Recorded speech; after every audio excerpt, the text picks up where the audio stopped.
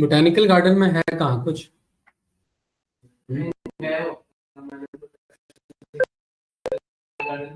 नहीं, ये की कह रहा है, मैं एक बात बता रहा हूँ। हाँ, उसमें मैं गया था एक बार रिसर्च वर्क के लिए, वो ज्यादातर घूमने के लिए नहीं, वो पार्क वार्क नहीं है वो। नहीं नहीं है जी, बहुत कुछ है उसमें, वो रिसर्च वर्क के लिए खाली। हाँ, जो बोटनी फील्ड से होते हैं ना साइंटिस्ट, जिनका एग्रीकल्चर रिसर्च फील्ड होता है, वो उसमें जाते हैं। उसमें सारे आपके आयुर्वेद से रिलेटेड प्लांट्स आपको मिल जाएंगे। हाँ, इसलिए उसका नाम ही बोटेनिकल है ना। वो आपका बॉटनी डिपार्टमेंट के अंदर ही आता है। मैं गया था, तो एक बार गया था, तो वहाँ साइंटिस्ट रिसर्च कर रहे थे, उनसे मुलाकात हुई थी। जमीन खोद के एकदम मिट्टी लेकर के कुछ अलग से कुछ कर रहे थे उसमें। चलिए, तो यहाँ पर आज का जो हमारा स्टेप होगा, इसमें हम कल हमने पावर क्वेरी ऑलमोस्ट डन कर लिया था, ठीक है, राइट।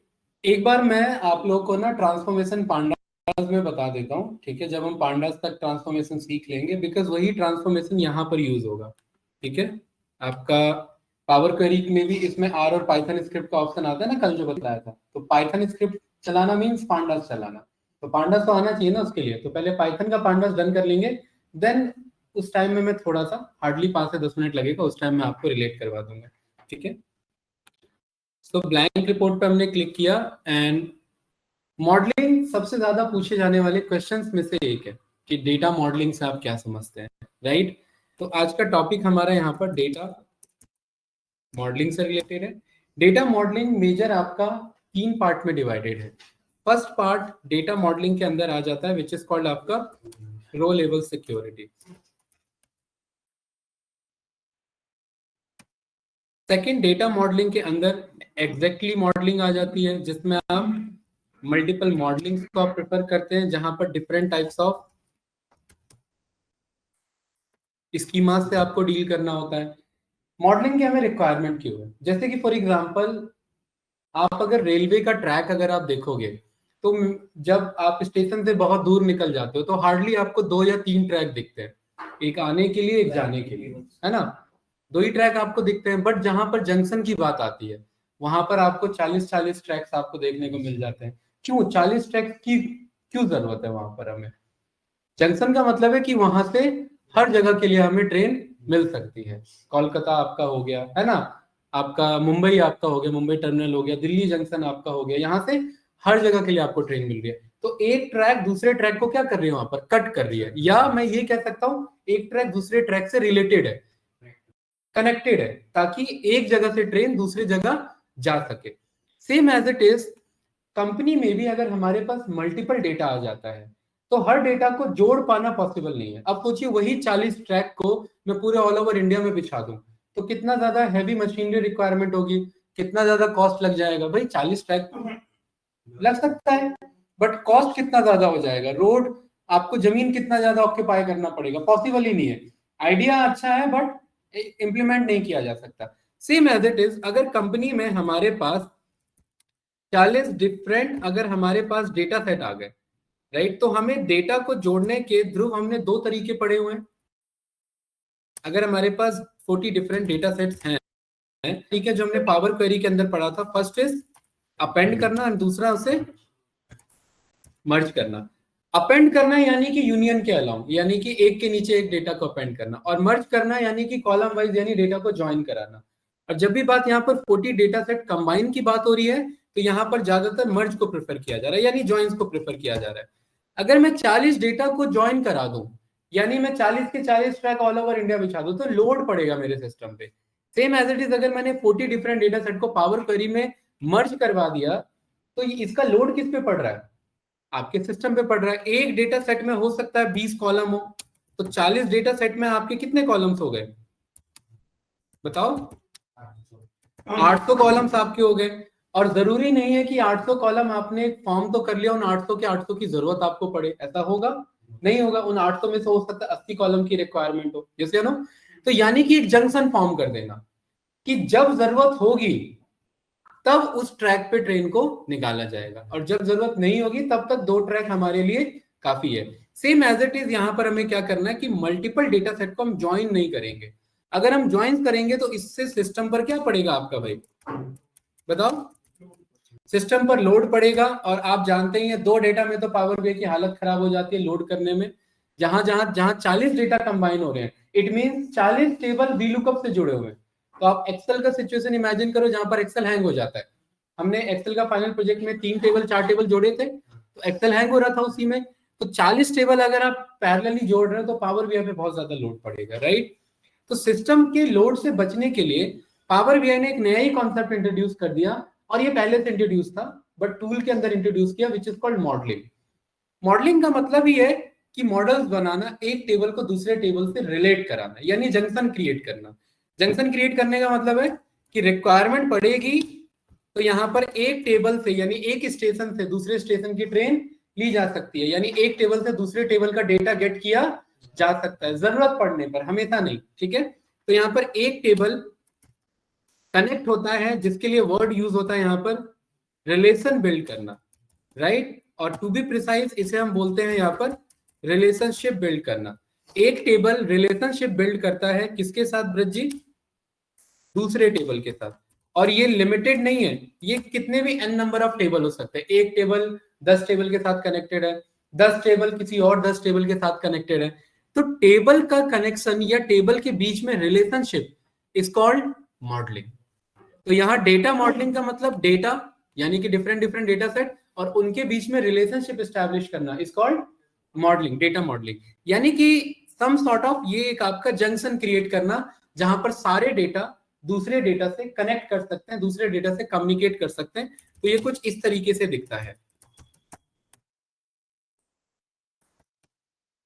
दो तरीके से आपके डेटा मॉडलिंग पॉपुलरली जाने जाते हैं। First is called star schema, second is called Snowflake schema. यहाँ पर आप देख रहे हैं ना कि ये टेबल आपस में क्या हो रहे हैं यहाँ पर, ये ब्रज जी, ये एक तरीके से जंक्शन फॉर्म हो रहा है, राइट। यहाँ से ट्रैक इधर जा रहा है, यहाँ से ट्रैक इधर जा रहा है, यहाँ से ये डेटा इससे कनेक्टेड है, ये डेटा इससे कनेक्टेड है, ये डेटा इससे कनेक्टेड है, राइट। अब आपको भी पता है ये डिपेंड करता है बजट पर। अगर मेरे पास बजट बहुत ज्यादा है, मैं 400 ट्रैक बिछा दूं। अगर कंपनी के पास डेटा है तो वो 400 डेटा कनेक्ट करा दे यहाँ पर। अगर डेटा लिमिटेड है तो डेटा यहाँ पर छोटा सा कनेक्शन क्रिएट होगा। परफेक्ट, कोई डाउट तो नहीं। तो यहाँ पर ये जो मेरा कनेक्शन एस्टैब्लिश हुआ इसे बोला जाता है मॉडलिंग। एंड मॉडलिंग मेनली दो तरीके के हैं, बट ओवरऑल 3 तरीके के मॉडलिंग होते हैं आपके, जिन्हें हम कहते हैं टाइप्स ऑफ स्कीमा, ठीक है। The first is called star schema. पहला हमारा स्कीमा क्या होता है ब्रज जी? पहला स्कीमा होता है हमारा स्टार स्कीमा। अब मॉडलिंग करने के तरीके। अब एक बात बताओ, जंक्शन भी जो बनाया जाएगा, क्या जो मन में ड्राइंग आ रहा है, डिजाइन आ रहा है वैसा बना देंगे? प्रॉपर लेआउट प्लान किया जाएगा कि भाई यहां से ये ट्रैक इधर कट करेगा ताकि ये मिनिमम डिस्टेंस में मैक्सिमम आउटपुट हमें अचीव किया जा सके, यही हमारी रिक्वायरमेंट है, राइट। तो सेम एज इट इज यहां पर भी एक जो मेन टेबल होता है जिसे हम बोलते हैं सेंटर टेबल, यानी रेलवे के अकॉर्डिंग जंक्शन जहां से सारे जगह के ट्रेन मिल रहे हैं। तो यहाँ पर जो मेन टेबल होगा उसे बोला जाएगा यहाँ पर फैक्ट टेबल। क्या बोला जाएगा?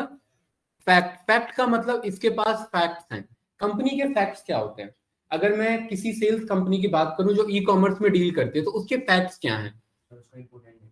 उसके फैक्ट्स क्या हो सकते हैं? उसके मोस्टली इंपॉर्टेंट और न्यूमेरिकल डेटा, जैसे कितना सेल्स हुआ, कितना प्रॉफिट हुआ, कितना रेवेन्यू है, कितना डिस्काउंट है, कितना क्वांटिटी आपका सोल्ड हो रहा है, कितना इन्वेंट्री में डेटा रखा हुआ है। ये सारे क्या हैं? फैक्ट्स। और फैक्ट्स का आंसर हमेशा वन लाइनर होता है। मैंने पूछा रेवेन्यू कितना है, तो इसका आंसर 10 लाइन में थोड़ा ना लिखा होगा, इसका एक न्यूमेरिकल वैल्यू होगा। मैंने कहा कितना प्रॉफिट हुआ है, इसका एक सिंगल आंसर होगा। तो एक ऐसा टेबल जिसके अंदर ज्यादातर कैसे डेटा रखे हो? फैक्ट्स के डेटा रखे हो। फैक्ट्स यानी कंपनी के मेन इंपॉर्टेंट डेटा, उसको बोला जाएगा सेंटर टेबल, यानी कि फैक्ट टेबल। और आपको पता है कि आप इनके बीच में जॉइंट नहीं स्टैब्लिश कर रहे हैं, आप इनके बीच में कनेक्शन स्टैब्लिश कर रहे हैं, दैट इज कॉल्ड रिलेशनशिप। और हर ये जो एक आपका फैक्ट टेबल है, ये किसी ना किसी दूसरे टेबल से कनेक्ट होगा, यानी किसी दूसरे रेलवे स्टेशन से, किसी दूसरे आपका ट्रेन टर्मिनल से आपका कनेक्टेड है। दूसरा डेटा यहाँ पर एक और कोई डेटा होगा, एक अंश यहाँ पर एक और कोई डेटा होगा, और यहाँ पर एक और कोई डेटा होगा हमारा। इधर भी कोई एक और डेटा हो सकता है, इधर भी कोई एक और डेटा हो सकता है। ये बात क्लियर है? बीच वाले को क्या बोला गया? सेंट्रल टेबल या फैक्ट टेबल। तो इसको यहां पर मैंने ऐसे राइट कर दिया कि ये हो गया मेरा आपका फैक्ट टेबल। और साइड वालों को क्या बोला गया भाई? ज्ञान, इन सबको क्या बोला गया? तो डायमेंशन ना बोल करके इन्हें शॉर्ट में बोल दिया जाता है क्या? Dim table. डिम मीन्स यहाँ पर डायमेंशन को रिप्रेजेंट कर रहा है, ठीक है। इसको मैं यहाँ पर थोड़े को क्रॉप करता हूं।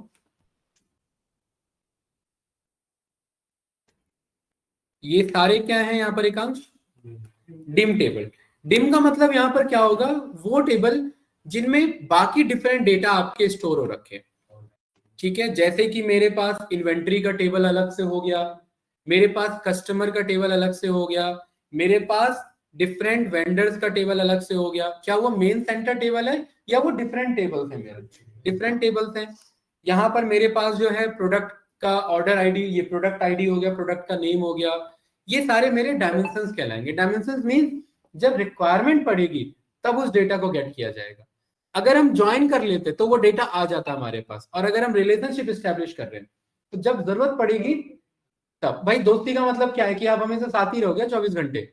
यह एक रिलेशनशिप है कि जब जरूरत पड़ेगी तब कॉल करके उसे बोला जाएगा यार ज्ञान 24 घंटे साथ ही रहोगे, सब कुछ नहाना धोना खाना पीना तो वो हो गया ज्वाइन। ज्वाइन का मतलब क्या है?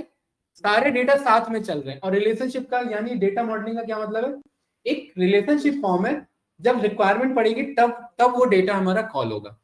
तो इसे बोला जाता है स्टार स्कीमा। इसे स्टार इसलिए बोला जाता है क्योंकि इसका स्ट्रक्चर स्टार जैसा दिखता है। देखिए दिख रहा है ना ये स्टार जैसा, ठीक है। अब आप कोई भी स्टार ले लो, चाहे 5 वाला स्टार ले लो, चाहे 6 वाला स्टार ले लो, बात बराबर है। इसे स्टार स्कीमा क्यों बोला जाता है? क्योंकि इसका स्ट्रक्चर स्टार जैसा दिखता है। लेकिन स्टार जैसा दिखे जरूरी नहीं तभी स्टार स्कीमा हो। स्टार स्कीमा की पहचान है कि सेंटर्ड में फैक्ट टेबल होगा और लेफ्ट राइट से किससे सराउंडेड होगा? आपका डायमेंशन टेबल से यानी डिम टेबल से सराउंडेड होगा। जरूरी नहीं है कि आपका जितने एजेस आ रहे हैं उतने ही डायमेंशन टेबल होने चाहिए।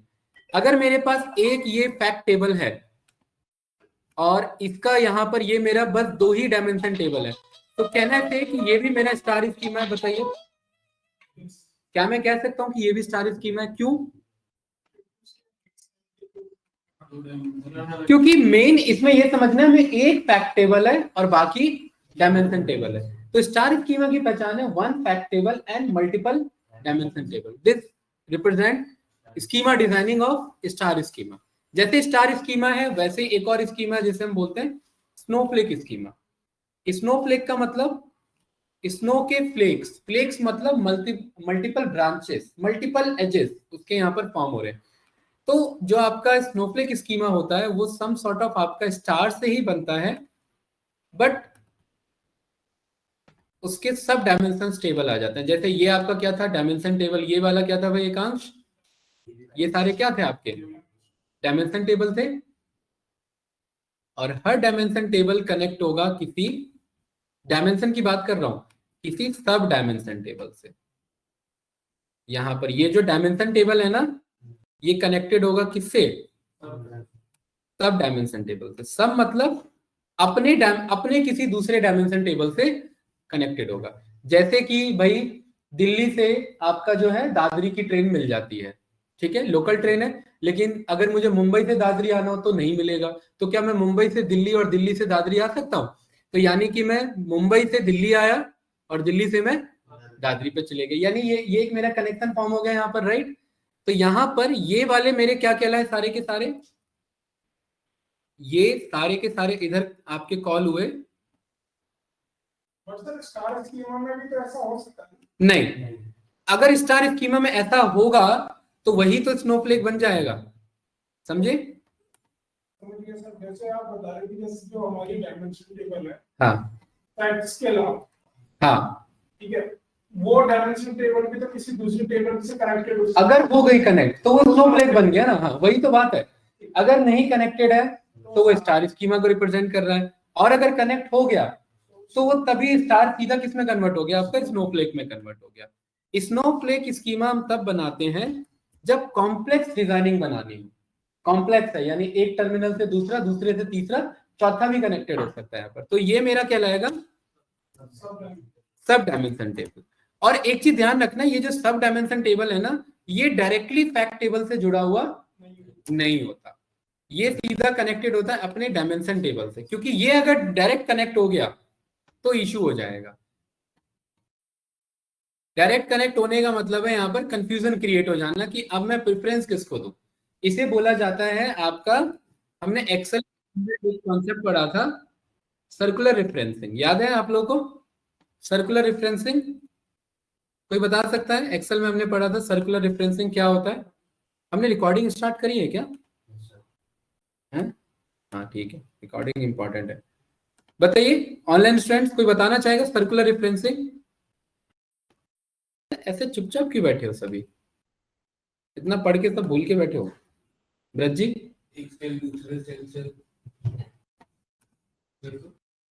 ए कनेक्ट होता है बी से और बी वापस कनेक्ट हो जाता है ए से। सी से नहीं, ए से कनेक्ट होता है। तो ए अगर चेंज हो रहा है तो बी चेंज हो रहा है, लेकिन बी के चेंज होने पे वापस क्या चेंज हो रहा है?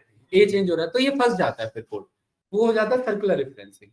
तो यहाँ पर ये जो हमारा कनेक्टेड है, ये सब डायमेंशन टेबल ऐसे कनेक्ट होंगे डिम टेबल से, ठीक है, लाइक दिस। और यहाँ पर कोई भी सब डायमेंशन टेबल डायरेक्टली किससे कनेक्ट नहीं होगा भाई ध्रुव?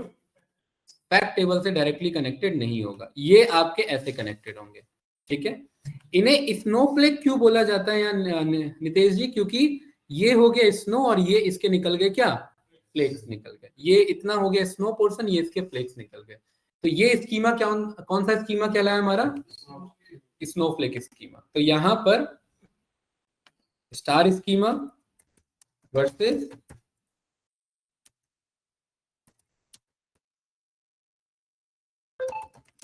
Snowflake schema. देखिए कुछ वैसा ही है, ये रहा, ये वाला पिक करते हैं। ये डायग्राम आप समझ में आ रहा है? तो ये फैक्ट किससे कनेक्टेड है? डिम से। और डिम किससे कनेक्टेड है वापस? सब डिमेंसिटी। तो ये कौन सा स्कीमा हुआ? Snowflake schema. और ये वाला आपका स्टार स्कीमा हुआ। फैक्ट कनेक्टेड है किससे? डायमेंशन टेबल से कनेक्टेड है। Very good. एक और स्कीमा होता है, उसे हम बोलते हैं कॉन्स्टेलेशन स्कीमा। कौन सा? कॉन्स्टेलेशन का मतलब यहां पर क्या हुआ? कॉन्स्टेलेशन क्या होता है? Group of stars. भाई कॉन्स्टेलेशन किसे कहते हैं? अरे कॉन्स्टेलेशन जो बचपन में पढ़ा था हमने, गैलेक्सी पे कहाँ पहुंच गया जी?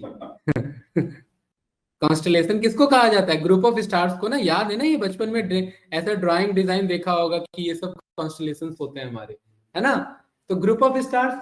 तो यहाँ ग्रुप ऑफ स्टार्स का क्या मतलब है? कि जब एक से ज्यादा स्टार स्कीमा आपस में जुड़ जाएंगे तो वो कौन सा? कॉन्स्टेलेशन स्कीमा, जिसे रियल हम गैलेक्सी स्कीमा बोलते हैं, ठीक है। ये क्लियर है?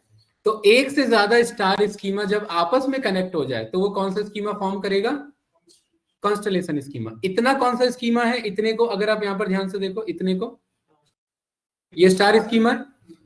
और इतना कौन सा स्कीमा है? और ये दोनों कनेक्टेड है, तो ये कॉन्स्टेलेशन स्कीमा फॉर्म होगा।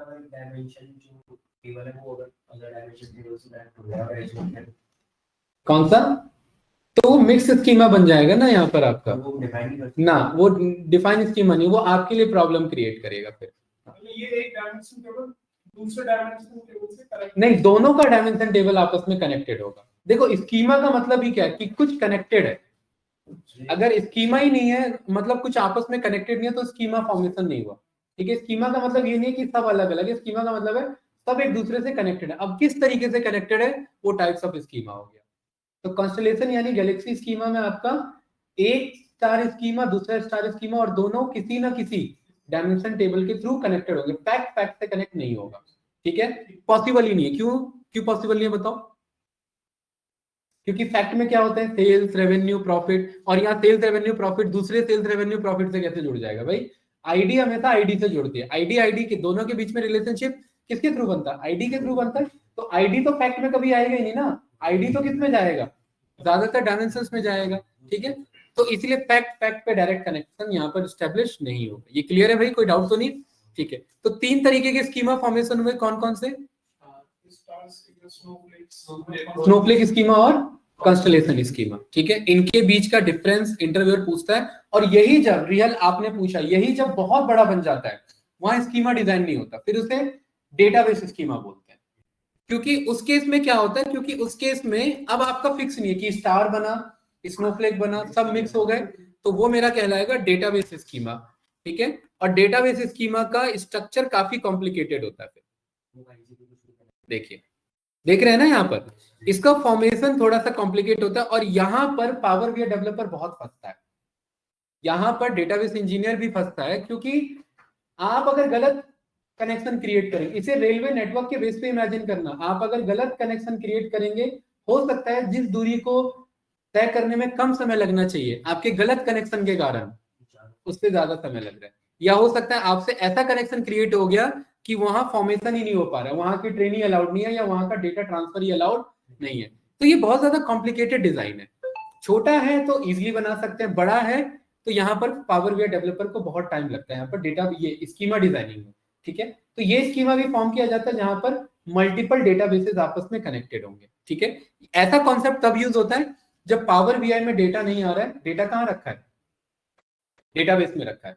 तो पावर बीआई डेवलपर को कैसे पता लगेगा कौन डेटा दूसरे से कैसे कम्युनिकेट कर रहा है, तो उस केस में वो डेटाबेस डायग्राम पढ़े, और इससे भी बड़ा जब डेटा हो जाता है तो वहां पर एक और कॉन्सेप्ट आ जाता है जिसे हम कहते हैं ईआरडी। क्या कहते हैं? ईआरडी का मतलब होता है एंटिटी रिलेशनशिप डायग्राम। क्या कहते हैं इसे? एंटिटी का मतलब होता है कोई कंपनी का डेटा। अब टीसीएस कंपनी के बहुत सारे डिपार्टमेंट, उन्हें सारे डिपार्टमेंट का एक पावर बीआई रिपोर्टिंग बनाना है, सबको कंबाइन कर दो, तो हर डिपार्टमेंट अपने आप में क्या कहा जाएगा, एक एंटिटी कहा जाएगा, और उन एंटिटी को जो रिलेट करा सके वो डायग्राम, कौन सा डायग्राम है वो, एंटिटी रिलेशनशिप डायग्राम, और शॉर्ट में से क्या बोलते हैं, ईआरडी डायग्राम। अब ब्रज जी ये कुछ इस तरीके से देखिए, कॉम्प्लेक्स इस तरीके से दिखता है ना, कंफ्यूजन यहाँ पे। अब यहाँ आप ये नहीं कहेंगे कि स्टार स्कीमा फॉर्म हो रहा है या स्नोफ्लेक स्कीमा फॉर्म हो रहा है, यहाँ स्टार और स्नो नहीं, यहाँ सीधा ईआरडी डायग्राम बन रहा है, और आपको खुद समझ में आ रहा है, देखो हर टेबल किसी ना किसी तरीके से दूसरे से कनेक्टेड है। यहाँ पर लीफ नोड आ जाए मेरा, वो लीफ नोड जरूरी नहीं है कि वो किसी और से कनेक्टेड होगा, वो फाइनल लीफ नोड होता है, तो वहां पर आप उसे छोड़ सकते हैं फिर। तो इन ये सब बनाने में काफी ज्यादा टाइम जाता है, और ये अगर सही नहीं बना तो एक डेटा दूसरे डेटा से कम्युनिकेट नहीं कर पाएगा। तो कितने तरीके की स्कीमा बताइए पावर बीआई में? 4 कहां से हो गए, 5 कहां से हो गए भाई, 3 ही पड़े हैं। 4-5 बोलोगे इंटरव्यूअर कंफ्यूज हो जाएगा। हाँ, स्टार, स्नोफ्लेक, कॉन्स्टलेशन, और उससे ऊपर जाएंगे तो डेटाबेस स्कीमा, और उससे भी ऊपर जाएंगे तो ईआरडी आ जाए। ईआरडी से ऊपर नहीं है, क्योंकि ईआरडी सबसे ऊपर। ठीक है, ईआरडी के मल्टीपल कॉम्बिनेशन बनते हैं, जब ये और ऊपर चले जाता है तो ये इसमें कन्वर्ट हो जाता है आपका। ये सब फिर आगे के और कॉन्सेप्ट हो जाते हैं, जिसमें एक 3 डायमेंशनल आपका वेक्टर बन जाता है, राइट। वहां पर अलग अलग चैनल, अलग अलग तरीके से अलग अलग डेटा कनेक्टेड होते हैं, कॉन्सेप्ट सारे रिलेटेड है। ठीक है, वो कुछ इस तरीके से फिर डेटा आपका कनेक्टेड रहता है। तो वो आप थोड़ा सा ये जब हाई, बहुत ज्यादा आपको डेटा कनेक्टिविटी पे काम करना होता है, तब यहाँ पर ये यूज होता है हमारा। ठीक है, चलिए आगे बढ़े अब इधर। ओके, तो कैंडिडेट यहाँ पर हमें सारे स्कीमा क्लियर है। तो हमने यहाँ पर ये जाना डेटा मॉडलिंग के 2 तरीके, एक तो हो गया जो रो लेवल सिक्योरिटी को डिफाइन करे, और एक हो गया जो मॉडलिंग करवाए। यहाँ पर ये बात क्लियर है? ठीक है, तीसरा तरीका यहाँ पर डेटा मॉडलिंग के अंदर आ जाता है, जिसे हम कहते हैं डेक्स। ये इसी डेटा मॉडलिंग का ही पार्ट है, मॉडलिंग के अंदर ही आता है कि जब एक टेबल दूसरे टेबल से कनेक्टेड हो, राइट, तो उस कनेक्शन के बीच में मुझे एडवांस कैलकुलेशन परफॉर्म करनी है, मुझे एडवांस रिपोर्टिंग डिजाइन करनी है। यहाँ पर सीनियर पावर बीआई डेवलपर ही काम करता है। तो वहां पर एक हमारा फॉर्मुलेशन आ जाता है जिससे सेट ऑफ फंक्शंस बोलते हैं, विच इज कॉल्ड डेक्स।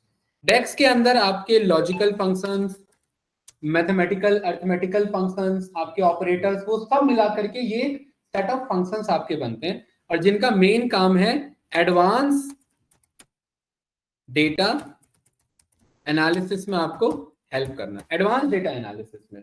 और इसीलिए इसे डेक्स का फुल फॉर्म यहाँ पर बोला जाता है डेटा एनालिसिस एक्सप्रेशन। डेटा को एनालाइज करने का ये एक सेट ऑफ एक्सप्रेशंस है, और एक्सप्रेशंस का मतलब होता है एक छोटा सा फॉर्मूला भी हो सकता है और 40-50 फॉर्मूला आपस में मिल करके एक फाइनल आंसर दे सकता है, इसीलिए इसे एक्सप्रेशन बोला जाता है। कोई डाउट तो नहीं इसमें? तो ये 3 चीजें मिला करके आपका एक टॉपिक बनता है विच इज कॉल्ड डेटा मॉडलिंग, और ये इंटरव्यू पॉइंट ऑफ व्यू से बहुत ज्यादा इंपॉर्टेंट है। तो अभी हम यहाँ पर परफॉर्म करेंगे मॉडलिंग, यानी रिलेशनशिप बिल्ड करना, ठीक है, यानी स्टार स्कीमा, स्नोफ्लेक स्कीमा, ये सब फॉर्मेशन करना। एक मिनट रुकिए, ये टॉपिक थोड़ा थ्योरेटिकल भी है और ये प्रैक्टिकल भी है, राइट।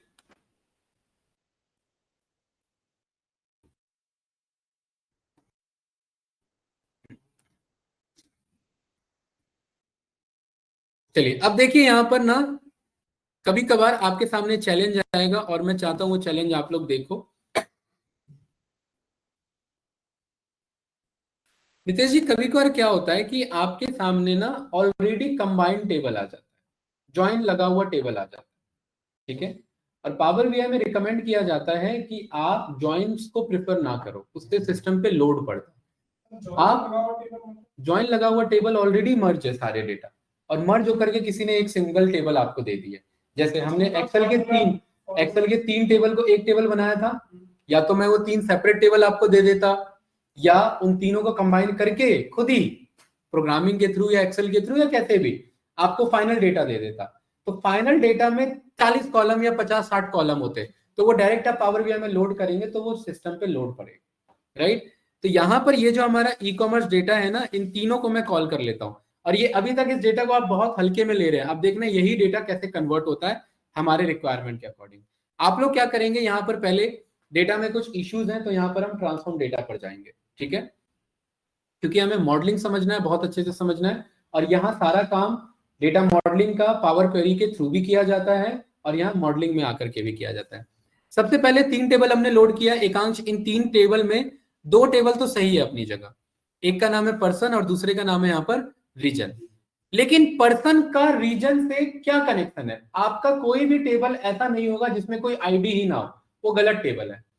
डायमेंशन टेबल उसी को कहा जाएगा जिस टेबल में कोई ना कोई आईडी हो। ये अगर मेरा पीपल का टेबल है, तो पीपल के टेबल में रीजन क्या कर रहा है भाई? पीपल के टेबल में क्या होना चाहिए? पीपल का नाम, यानी मैनेजर्स का नाम।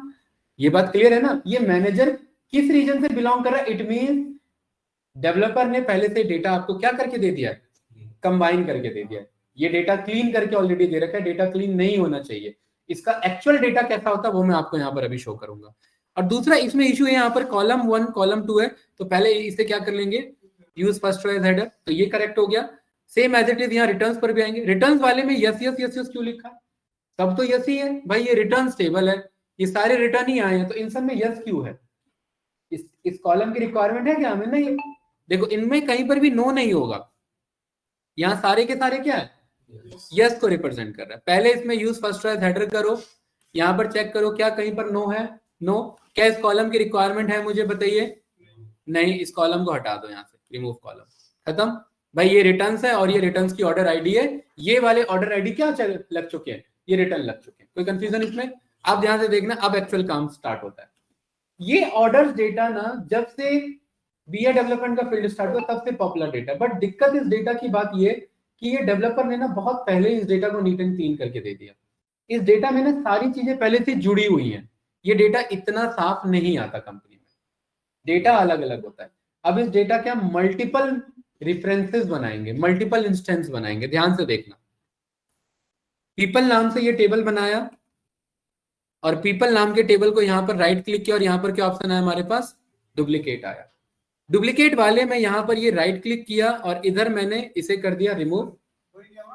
हाँ हाँ बिल्कुल, यहाँ मैंने कर दिया रिमूव। अब यहाँ पर मेरे पास क्या आ रहा है?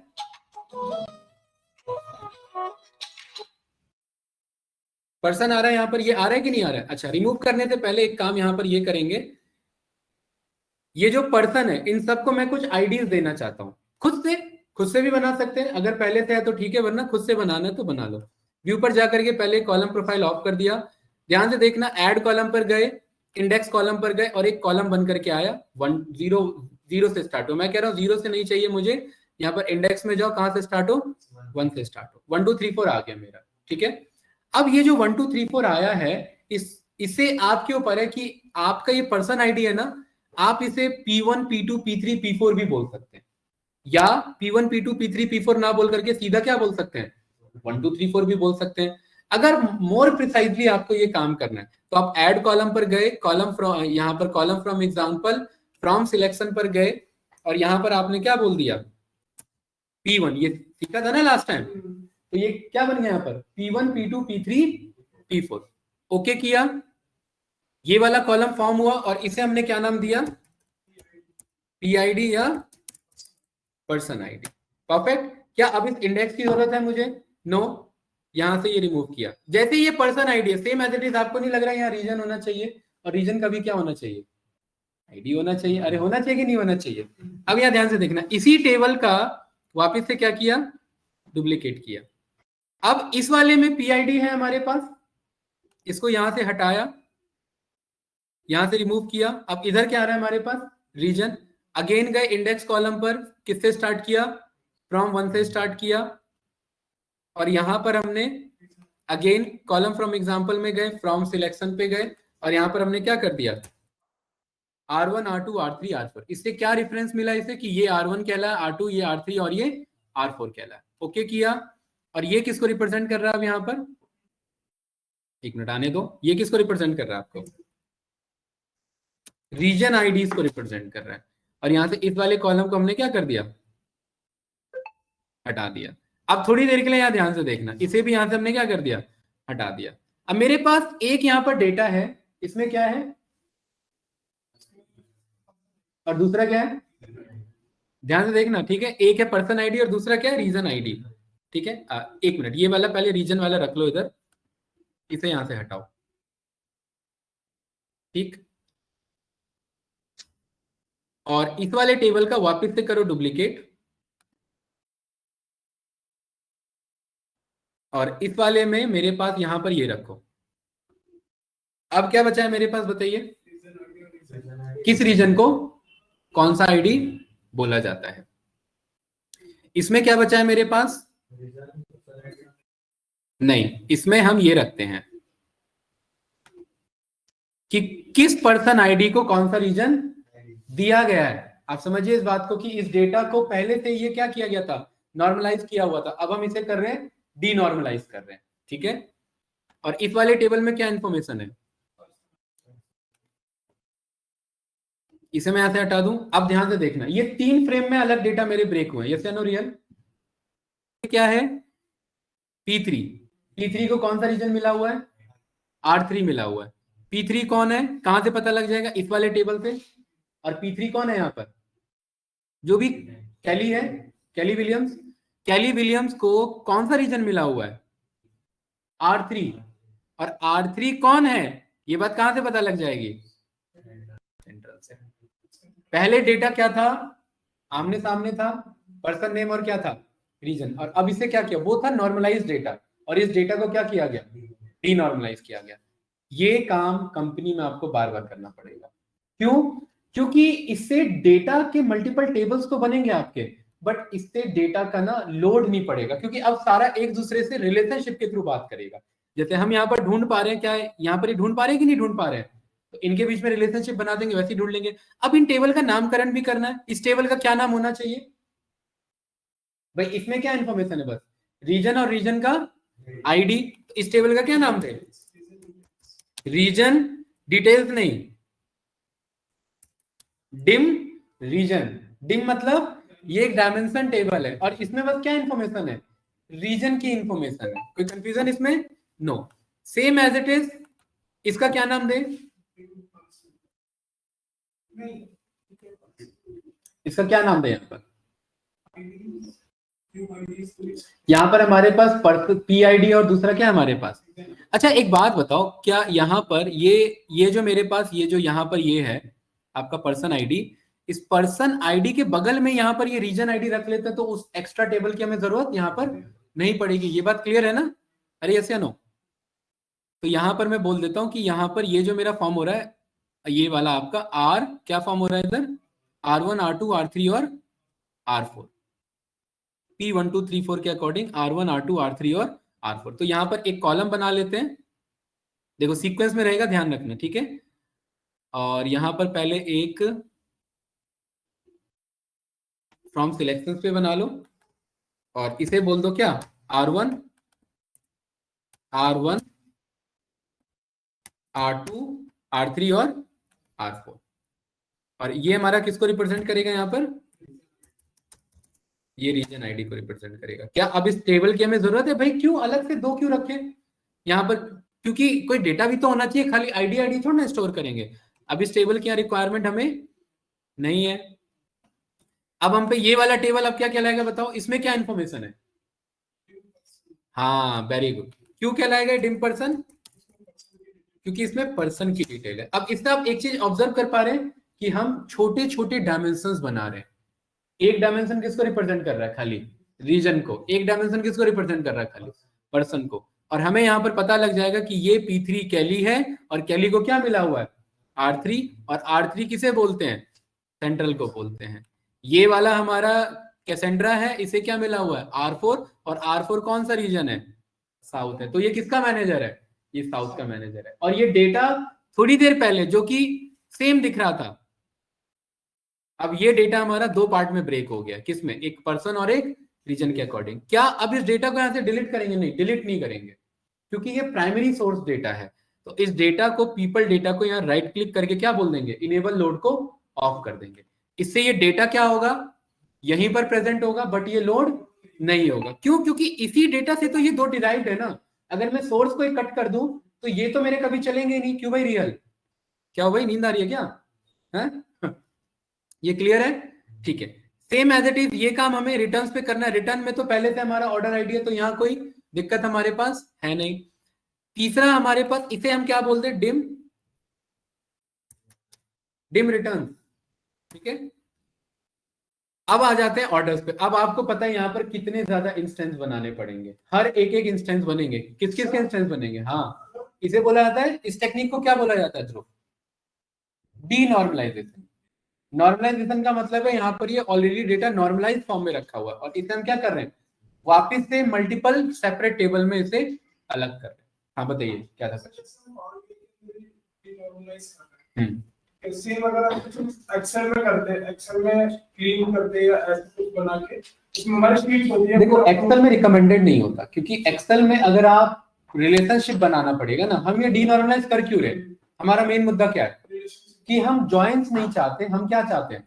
रिलेशनशिप चाहते हैं। और एक्सेल में रिलेशनशिप बनाने का मतलब है एक्सेल में पावर क्वेरी चलाना। एक्सेल में भी पावर पिवट है, तो एक्सेल में फिर वो काम आपको पावर पिवट से करना पड़ेगा, है ना। अगर पावर पिवट नहीं करना चाहते, फिर जैसे जॉइंट्स लगाते हैं वीलुकअप के थ्रू, वैसे ही जॉइंट्स लगते हैं यहाँ पर, राइट। अब इस वाले में गाइस इतना इजीली नहीं होगा। अब इसमें मल्टीपल डायमेंशंस यहाँ से निकलेंगे, इसके अलग अलग ग्रुप बनाने पड़ेंगे। अब ध्यान से देखिए इसमें क्या क्या इंफॉर्मेशन रखें। पहले इस टेबल को, ये प्राइमरी टेबल है, इसको किया यहाँ पर डुप्लीकेट। अब डुप्लीकेट में भी ना दो ऑप्शन आते हैं यहाँ पर ध्रुव। एक आता है डुप्लीकेट और एक आता है रेफरेंस। रेफरेंस नहीं लेंगे, रेफरेंस जब रिक्वायरमेंट होगी तब। रेफरेंस का मतलब है एक के बदलने पर दूसरा चेंज हो जाएगा। अगर इसमें से मैं 3 कॉलम हटा दूं तो इसमें से ऑटोमेटिकली 3 कॉलम क्या हो जाएंगे? हट जाएंगे। तो वो रिफरेंसिंग ले रखिए। रिफरेंसिंग का मतलब है same he source of data है वो, राइट। अब इस वाले में ध्यान से देखना, हम इसमें से ना सारे ज्योग्राफिकल डेटा को अलग करना चाहते हैं, ज्योग्राफी वाले डेटा को। तो ज्योग्राफी वाले डेटा यहाँ पर हमारे क्या क्या है?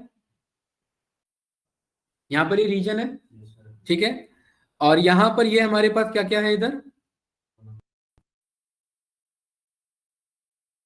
इधर हमारे पास रीजन है। एक तो इसको सिलेक्ट किया, ज्योग्राफिकल डेटा उठाओ। एक तो ये कंट्रोल के साथ स्टेट है, दूसरा सिटी है हमारे पास, और ये पोस्टल कोड है। क्यों रीजन वाला अलग क्यों करें? क्योंकि हम एक डायमेंशन देंगे ना इसे, डिम रीजन के नाम से या डिम ज्योग्राफी के नाम से। और किसे सिलेक्ट किया? कंट्री। और देखो और कोई तो नहीं है। Customer name, customer ID, ship mode, इन 3 के अलावा आई डोंट थिंक कि अभी है कोई, नहीं है ना, ठीक है। अब इनको सिलेक्ट किया क्योंकि डुप्लीकेट हो रखा है, एक्चुअल डेटा खराब नहीं करेंगे। राइट क्लिक करेंगे और यहां पर बोल देंगे रिमूव।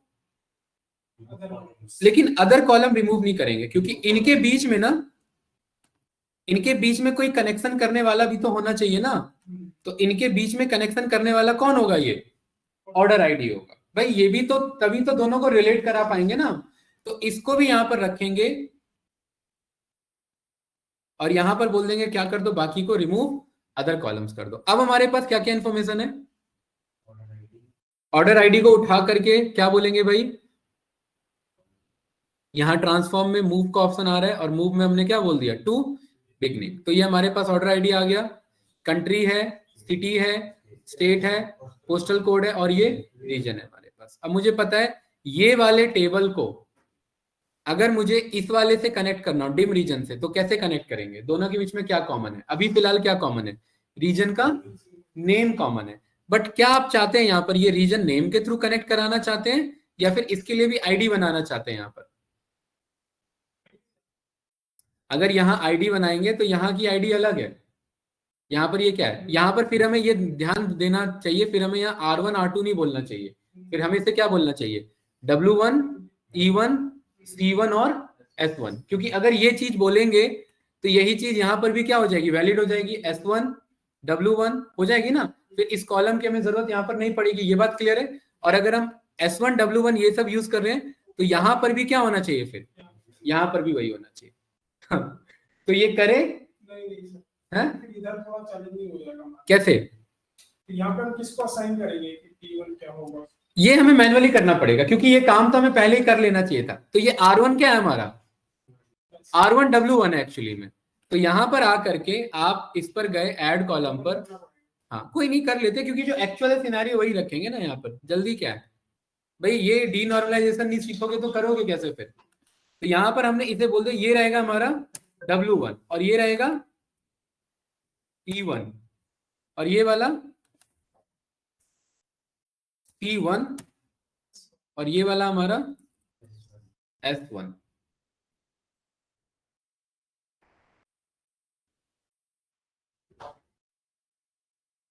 या W1 क्यों बोल रहे हैं हम इसे? WR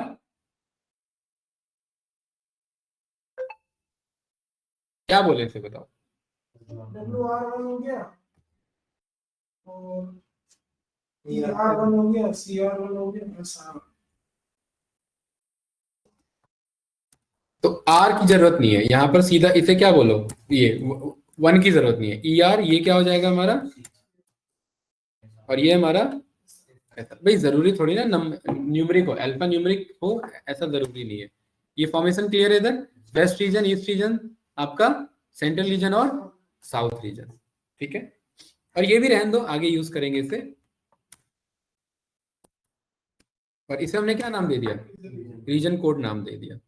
और यही रीजन कोड हमारा वाले पे कनेक्ट करना है। R1, R1 किसको दे रखा है हमने यहाँ पर? WR ER CR और SR, ये है हमारा। तो यहाँ पर भी बोल देते हैं क्या क्या था? WR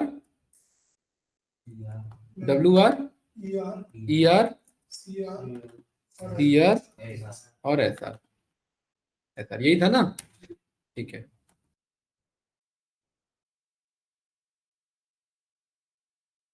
और यहां पर हमने बोल दिया इसे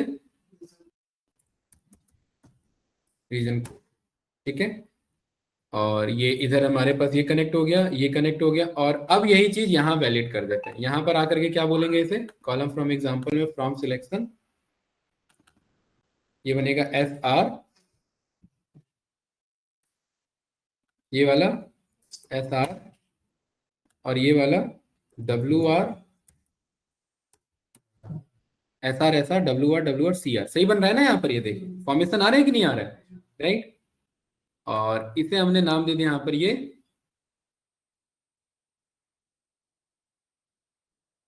हमारा हो गया इधर रीजन कोड का नाम हो गया। परफेक्ट, सही है। और क्योंकि ये रीजन कोड हमें पता लग गया है तो क्या अब इस कॉलम की जरूरत है? नहीं है, इस कॉलम की जरूरत नहीं है क्योंकि ये कॉलम किसको रिप्रेजेंट कर रहा है? रीजन कोड को रिप्रेजेंट कर रहा है। इसको उठा करके ऑर्डर आईडी के बगल में लेके आ जाओ। परफेक्ट। अब हमारे पास ये वाला कौन सा टेबल हो गया? Dim geography. इसके अंदर क्या इंफॉर्मेशन है? अब ये वाला टेबल देखिए, अब हमें ये पता करना है SR किसको रिप्रेजेंट कर रहा है। तो ये हमें पता लग जाएगा किससे? SR कनेक्ट हो जाएगा इस SR से और ये पता लग जाएगा ये किसको रिलेट कर रहा है? साउथ रीजन को रिलेट कर रहा है। कोई कंफ्यूजन तो नहीं ना? ठीक है। तो इस वाले टेबल में, और अगर इसको इससे कनेक्ट करना हो तो ये किससे कनेक्ट रहेगा फिर? ऑर्डर आईडी से। तो दोनों कनेक्शन यहाँ पर फॉर्म करने के पॉसिबिलिटीज बन रहे हैं हमारे पास, और इनकी हमें रिक्वायरमेंट नहीं है। अगर आप चाहते इसको और सब डायमेंशन पर ब्रेक कर सकते थे। इसका क्या बनता? सिटी कोड बन जाता। इसका क्या बनता? और इसका कंट्री कोड। लेकिन ये हमने इसलिए नहीं रखा क्योंकि ऑलरेडी हायरार्किकल में है, इसको हम जानबूझ के खराब नहीं करेंगे। और इसका हमने यहाँ पर नाम दे दिया डिम ज्योग्राफी के बेसिस पे। परफेक्ट। चलिए, तो ज्योग्राफी इंफॉर्मेशन अलग हो गई। और बताइए, इस टेबल का राइट क्लिक किया, डुप्लीकेट किया, और क्या करें अब इसमें? ज्योग्राफी अलग हो गया है। अब ऑर्डर आईडी, ऑर्डर डेट और शिप डेट, इसके पास क्या इंफॉर्मेशन होंगे इन तीन के पास? ऑर्डर डिटेल्स हो सकता है, और अलग करो इसके अलावा सोचो। अच्छा, इसे अलग कर सकते हैं, कस्टमर आईडी और कस्टमर नेम, ये बताइए कर सकते हैं ना अलग? तो इन दोनों को राइट क्लिक किया और यहां पर हमने बोल दिया क्या, रिमूव अदर कॉलम। तो ये वाला कौन सा डायमेंशन बनेगा, एकांश बताएगा। बताओ ये वाला क्या बनेगा? अरे डिम कस्टमर, इसके अंदर क्या इंफॉर्मेशन है? बस कस्टमर की आईडी और कस्टमर का नेम। तो ये क्या बना इधर हमारा? ऑर्डर आईडी भी डाल सकते हैं ना? अब फायदा नहीं है, डबल डबल रिलेट हो जाएगा। देखो, ये वाला टेबल इस टेबल से कनेक्ट करना है ना, तो कस्टमर आईडी तो इसमें है पहले से, और इसमें भी अब क्या है, कस्टमर आईडी। और जेन्युइन केस में कस्टमर से ही तो जुड़ना चाहिए, ऑर्डर आईडी से जोड़ देंगे तो ये कोई तुक नहीं बैठ रहा कि ये कस्टमर इस ऑर्डर आईडी पे बैठा हुआ। कस्टमर आईडी, हाँ ये हमें पता लग रहा है कि ये वाला ऑर्डर आईडी के पास ये वाला क्या है, कस्टमर आईडी। ध्यान रखना, मैं फैक्ट टेबल की बात कर रहा हूँ। फैक्ट टेबल में दो इंफॉर्मेशन होती है, या तो सारा आईडी भरा होगा और दूसरा सारा फैक्ट भरा होगा, उसके अलावा तीसरा कोई इंफॉर्मेशन नहीं होता उसमें। और फैक्ट टेबल कौन बनने वाला है यहाँ पर? ऑर्डर्स। तो क्या ऑर्डर्स के अंदर आईडी और फैक्ट को छोड़ के और भी इंफॉर्मेशन घूम रही है अभी इधर? Of course. तो क्या अभी ये फैक्ट टेबल बनने के लिए रेडी है? नहीं, ये फैक्ट टेबल बनने के लिए रेडी नहीं। तो अब इसमें से किसे हटा दें? नहीं, इसका वापस से, ये तो बन गया ना, डिम कस्टमर बन गया ना। इसका राइट क्लिक किया, डुप्लीकेट किया, ठीक है। और बताइए, और अलग क्या निकालें? प्रोडक्ट की कैटेगरी बाहर निकालते हैं। तो प्रोडक्ट के लिए क्या क्या बाहर निकालना है इधर बताइए? एक तो प्रोडक्ट आईडी हो गया और प्रोडक्ट नेम हो गया। प्रोडक्ट आईडी को मैं नहीं, यहां पर अब आपसे मैं पूछना चाह रहा हूं, क्या मैं कैटेगरी साथ में रखूं या मैं कैटेगरी की कैटेगरी आईडी अलग बनाऊं और सब कैटेगरी की सब कैटेगरी आईडी अलग बनाऊं, या कैटेगरी और सब कैटेगरी को साथ में रख करके उसकी एक आईडी अलग बनाऊं? बताओ। प्रोडक्ट के साथ रखें इसको, कैटेगरी को, काफी बड़ा फॉर्मेशन हो जाएगा। फिर हमारे पास प्रोडक्ट आईडी है और प्रोडक्ट नेम है, और यहाँ पर प्रोडक्ट आईडी अगर आप इसको जोड़ना चाहते हैं इसको अलग रख सकते हैं, बाकी साथ में भी रख सकते हैं, कोई इशू नहीं है। फिर ये वाला हमारा क्या बन जाएगा, एक पूरा ये हमारा डिम प्रोडक्ट बन जाएगा। इसके अंदर क्या इंफॉर्मेशन होगा, कैटेगरी, सब कैटेगरी और उसका। बट रिकमेंडेड यहाँ पर ये था कि कैटेगरी आईडी अलग होनी चाहिए और सब कैटेगरी आईडी अलग होनी चाहिए, ये रिकमेंडेड है, ठीक है। तो यहाँ पर हमने बोल दिया रिमूव। और ध्यान रखना, जल्द यही तो करना रहता है। अलग, सब कुछ अलग, सब कुछ आईडी पे बात होगी। कंपनी के अकॉर्डिंग कोई भी नाम से नहीं खेलना हमें, हर एक नाम का एक अपने आप में यूनिक क्या होगा, आईडी होगा। मैं यहां पर कहना चाह रहा हूं फर्नीचर की आईडी क्या है, तो आप ये नहीं बोलेंगे फर्नीचर से जाना जाता, नहीं, फर्नीचर की आईडी F3 होगी, क्योंकि हर डेटा का क्या होगा, कोई ना कोई आईडी होगा। क्योंकि आपको पता नहीं है ना कल को कौन सा डेटा किससे जोड़ना है। स्पेलिंग मिस्टेक हो सकती है बट आईडी मिस्टेक नहीं होगी। भाई फर्नीचर की स्पेलिंग कोई गलत लिख देगा, कोई फर्चीनर लिख देगा, हाँ, तो यहाँ पर इस चीज पे हमें ध्यान रखना है। तो फिलहाल के लिए हमने इसे रिमूव अदर कॉलम किया, और इस वाले का क्या नाम रखेंगे अब इधर, डिम प्रोडक्ट। Very good.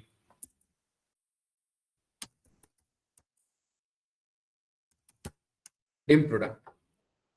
और प्राइमरी टेबल खराब नहीं होना चाहिए, बार बार बता रहा हूं। इसको राइट क्लिक करेंगे और वापस से इसको डुप्लीकेट करेंगे। अब बताइए, देखिए प्रोडक्ट अलग कर चुके हैं, कस्टमर अलग हो चुका है, ज्योग्राफी अलग है, रीजन, पर्सन और रिटर्न्स तो पहले से अलग था। और क्या अलग हो सकता है इसमें? सर हमारा जो सेल्स वैल्यू हो गया, नहीं वो तो फैक्ट बनेगा, वो तो फैक्ट बनेगा, हाँ उसको तो छोड़ दो, वो तो फैक्ट बनने वाला है।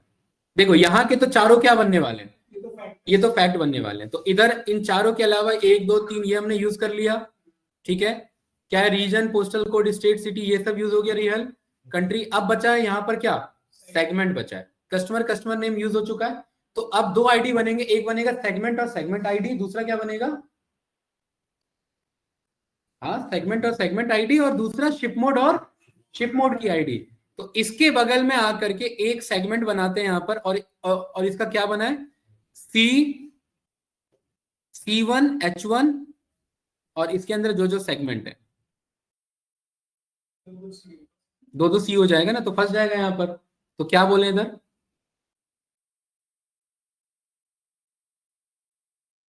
S1 S2 S3 कर दें इधर, लेकिन S1 S2 S3 करेंगे तो यहां समझ नहीं पाएगा किसको क्या देना है ना। इफ एल्स लिखना पड़ेगा हमें, इफ एल्स में यानी कि कंज्यूमर अगर है तो वहां S1 आए, कॉर्पोरेट है तो S2 आए, और होम ऑफिस है तो S3 है। ऐसे लिखें,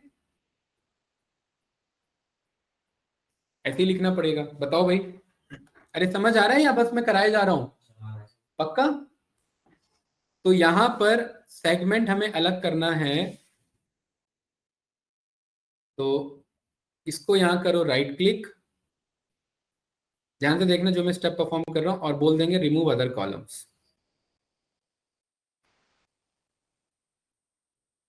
और इसमें आएंगे यहां पर कंडीशनल कॉलम में, नहीं कंडीशनल कॉलम में नहीं, इफ एल्स। और इफ एल्स कैसे लिखेंगे, कस्टम कॉलम से। देख रहे हैं, जब प्रोजेक्ट की बात आती है तो सब कुछ अचानक से यूज हो जाता है, कोई भी चीजें फिक्स नहीं होती। और इसका नाम होगा यहाँ पर सेगमेंट आईडी।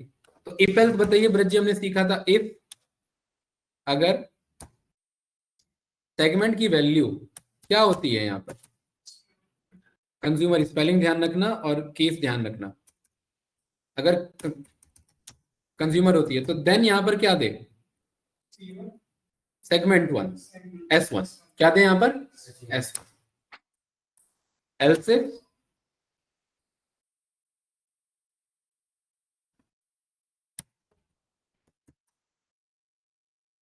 कॉर्पोरेट को, है ना, कॉर्पोरेट दे देते हैं, कॉर्पोरेट की स्पेलिंग, और इसे हमने क्या बोल दिया,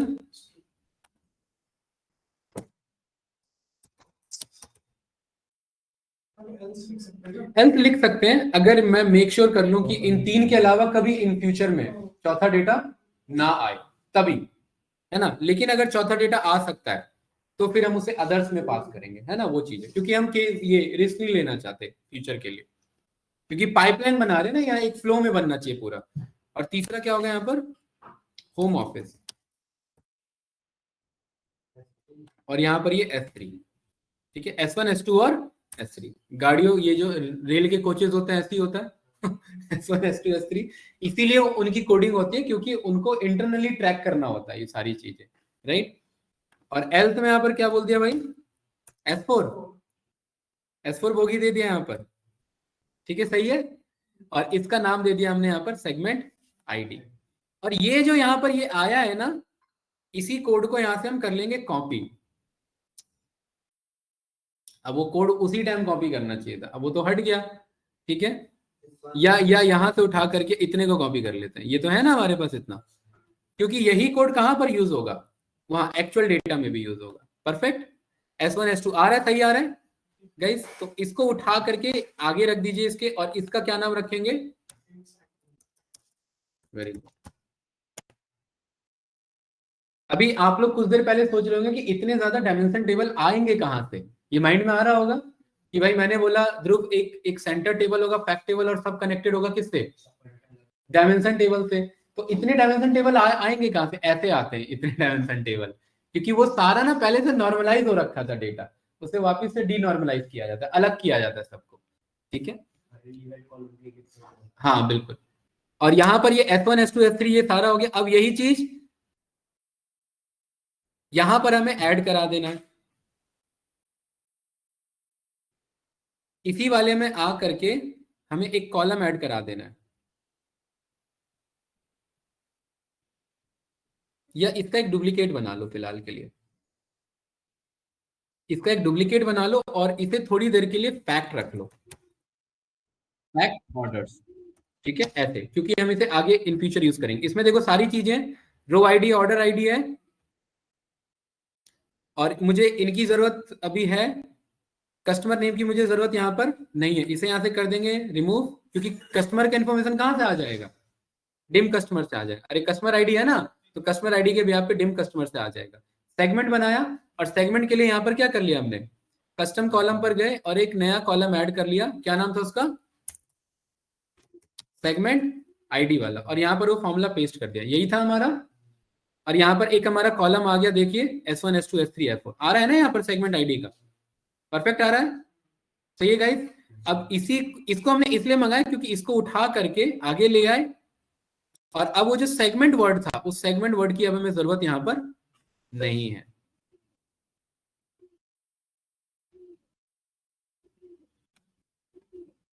अब पावर बीआई डेवलपर पे लग रहा है कि बहुत कुछ करना होता है, स्टार्टिंग में तो लग रहा होगा ये विजुअल उठाया वो बन गया डैशबोर्ड, पहले दिन में ही हमने डैशबोर्ड बनाया था, राइट। मेन पर्पस डैशबोर्ड बनाना नहीं होता, तो सबसे लास्ट का काम है। हाँ, डेटा ही नहीं ढंग का होगा तो क्या बनाओगे, ठीक है। अब सेगमेंट आईडी है तो क्या ब्रज जी सेगमेंट की जरूरत है, नहीं।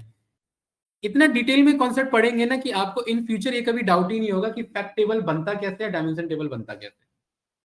सेगमेंट आईडी है, कस्टमर आईडी है, इस फैक्ट टेबल में आईडी और फैक्ट के अलावा कुछ नहीं होना चाहिए। क्या ये आईडी काम के हैं, बिल्कुल है।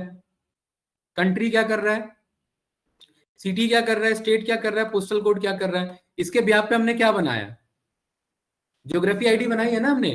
तो ज्योग्राफी आईडी में क्या चीज कॉमन है हमारा यहाँ पर, नहीं ऑर्डर आईडी हमने, ये रीजन कोड हमने रखा हुआ है, और दूसरा क्या है, ऑर्डर आईडी से जोड़ा हुआ है। तो मेरे ख्याल से ऑर्डर आईडी से ये फैक्ट टेबल तो जुड़ ही जाएगा इससे। तो क्या मैं इन पूरे कॉलम को हटा दूं यहां से, एकांश ध्यान से देखिए इधर, ये जितने भी मेरे कंट्री हैं, सिटी हैं, स्टेट हैं, पोस्टल कोड है और ये रीजन है, ये सब किससे जुड़े हुए हैं, डिम ज्योग्राफी में ऑर्डर आईडी से जुड़े हुए हैं। तो क्या इनकी इंफॉर्मेशन की रिक्वायरमेंट है फिलहाल, नहीं, इनको यहां से हटाया, रिमूव कॉलम किया। अब देखिए अब इसमें क्या क्या बच रहा है, रो आईडी, ऑर्डर आईडी और क्या है, अभी इग्नोर करो, कस्टमर आईडी, सेगमेंट आईडी और प्रोडक्ट आईडी आ रहे हैं ना, धीरे धीरे सारे आईडीज पर आ रहे हैं। इसमें प्रोडक्ट आईडी क्योंकि हमारे पास है और डिम प्रोडक्ट हमारे पास यहाँ पर है, जिसमें 3 इंफॉर्मेशन है, क्या, प्रोडक्ट नेम, कैटेगरी और सब कैटेगरी। तो क्या यहाँ फैक्ट वाले में प्रोडक्ट आईडी क्योंकि हमारे पास है, तो क्या यहाँ पर प्रोडक्ट नेम, कैटेगरी और सब कैटेगरी की जरूरत है हमें, यहाँ पर जरूरत नहीं है, राइट क्लिक करेंगे, रिमूव कर देंगे। अब देखिए हमारे पास क्या बच रहा है, सेल्स, क्वांटिटी, डिस्काउंट और प्रॉफिट और product ID, segment ID, customer ID. अब यहाँ पर 3 कॉलम फालतू के बच रहे हैं, which is ship mode, ship date और ऑर्डर डेट। इन 3 को हैंडल कर लिया तो ये पूरा फैक्ट टेबल बन जाएगा, ठीक है। तो इसके लिए तो आपको पता है क्या कर सकते हैं, इसी का मैंने डुप्लीकेट किया क्योंकि बाकी ये स्टेप बार बार ना करना पड़े, और इस वाले को हमने नाम दे दिया डिम शिप मोड, ठीक है ना। और इस वाले में हमने बोला कि मुझे ऑर्डर आईडी, रो आईडी ये सब मुझे नहीं चाहिए, यहां पर इसे यहां से क्या करो, रिमूव करो। ये काम करते हैं ना, उसको छोड़ के बाकी को रिमूव करा लेते हैं, क्यों भाई ध्रुव, इसको छोड़ के बाकी को बोल देते हैं रिमूव अदर कॉलम। ये शिप मोड आ रहा है, और ब्रज जी इस शिप मोड के अकॉर्डिंग हमें क्या निकालना है, क्लासेस निकालने हैं। तो कितने क्लास है हमारे पास, देखो अगर हम यहाँ पर जुगाड़ यूज करेंगे एफ एस एस, तो 3 तो ऐसे ही हो जाएंगे। तो यहां पर क्या बोले इसे बताओ, ship mode 1, ship mode 2, ship mode 3, ship mode 4 का हमें वो चाहिए, कोड चाहिए। तो यहां पर कैसे बोले इसे, वो इफ एल्स लिख करके कर सकते हैं ना, कि जहां पर फर्स्ट क्लास हो उसे क्या बोल दें, हैं शिप 1 है ना, या S1, S1, S2, S3 और S4 ऐसे बोल सकते हैं, कोई कंफ्यूजन तो नहीं, अरे क्लास क्लियर है ना, ठीक है। तो यहां पर आए और इसका स्पेलिंग ध्यान रखना, तो इसके लिए यहां पर मैंने ये स्क्रीनशॉट ले लिया,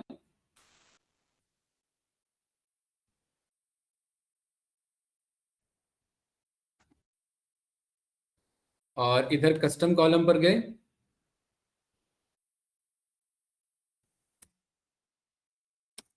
शिप आईडी, इफ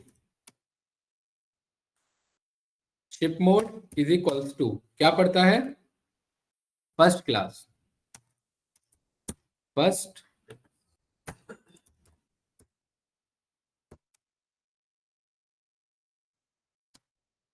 देन क्या बोले यहाँ पर?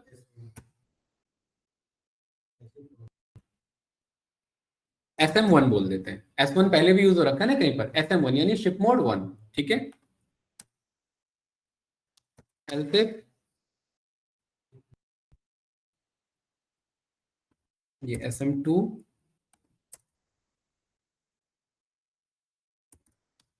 else if ये वाला हो जाएगा हमारा SM3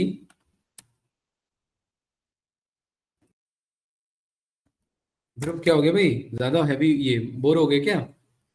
हैं? क्यों बोर हो गए भाई? गलत बात है ना, काम की चीज में बोर हो गए, फिर मैं जुगाड़ करके निकाल देता आप लोग को, वो ठीक लगता है। एक है हमारा सेम डे, सेम डे,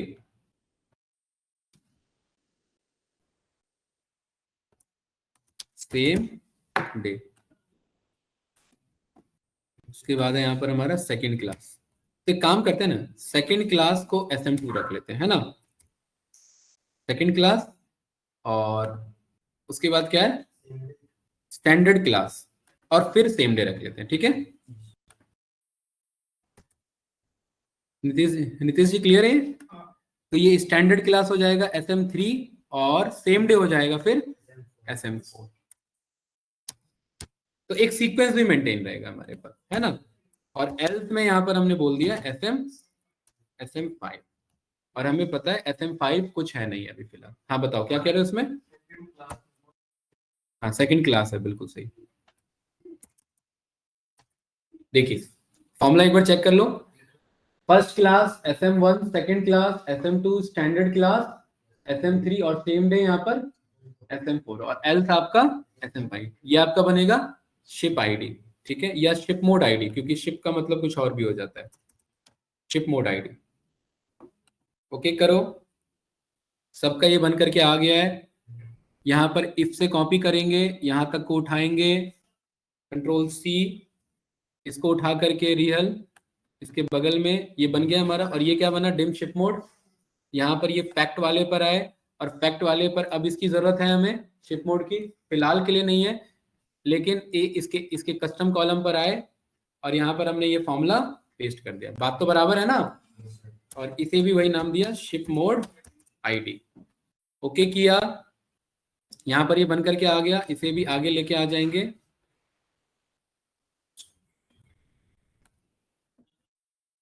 ठीक है, और यहाँ पर अब इस शिप मोड की हमें जरूरत नहीं है, यहां से इसे कर देंगे रिमूव।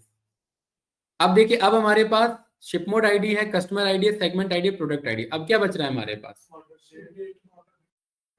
ऑर्डर डेट और शिप डेट, और बाकी देखिए सारा करेक्ट हो गया फिर, है ना। ठीक है, इसका क्या करें बताइए। इसको डुप्लीकेट करते हैं, और अब इस वाले में क्या बचेगा हमारे पास, डेट आईडी। अगर आप डेट आईडी देंगे तो ऑर्डर डेट का अलग जाएगा और शिप डेट का अलग जाएगा, या मैं दोनों का एक ही बना लूं, डेट आईडी बना लूं यहाँ पर। बताइए, डेट आईडी बना लें यहाँ पर, D1 2 3 4 5 6 7 8 9 10, ये मेरे सारे डेट आईडी को रिप्रेजेंट कर रहे हैं। उसी में ऑर्डर डेट भी, और उसी में क्या होगा हमारा, शिप डेट भी होगा। ठीक है, तो यहां पर आप एक काम करेंगे, इसमें आप ये जो रो आईडी है ना, इस रो आईडी को ही हम क्या बोल देते हैं, डेट आईडी। अरे 1 2 3 4 ही तो चाहिए था हमें, इसको हमने क्या नाम दे दिया, डेट आईडी। अगर डेट आईडी 1 है तो मतलब उसका ऑर्डर डेट ये होगा और उसका शिप डेट ये होगा, सिंपल सा कॉन्सेप्ट। और यहां पर हमने इसे नाम दे दिया कि इसमें से ये सारे को, इन 3 को छोड़ के बाकी सारे को हटा लो,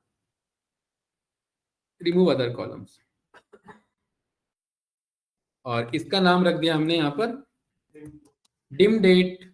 तो यहाँ पर फंस जाएगा मामला, यहां पर आप इसका नाम रखेंगे dim order and ship date, क्योंकि डिम डेट नाम से अलग बनता है ये, मैं इसीलिए मैंने इसका नाम अलग रखा है। और अब इस फैक्ट वाले में इसका ये जो रो आईडी है, इसको भी क्या नाम दे देंगे अब हम इसे, डेट आईडी। बात क्लियर है? अब देखिए, अब इस वाले में हमारे पास ऑर्डर डेट और शिप डेट की हमें जरूरत नहीं है, इसे राइट क्लिक करेंगे, रिमूव कॉलम करेंगे। अब इस फैक्ट वाले में, इसे फैक्ट क्यों बोलते हैं, क्योंकि अब इसमें सारे क्या हैं, आईडी है, date ID, order ID, ship mode ID, customer ID, segment ID, product ID और अपने इसके काम के फैक्ट्स। इसीलिए इस टेबल को क्या बोला जाता है? Fact table. तो रियल कैन आई से कि फैक्ट टेबल वो टेबल होता है जिसमें सबसे ज्यादा आईडीज होते हैं। क्यों?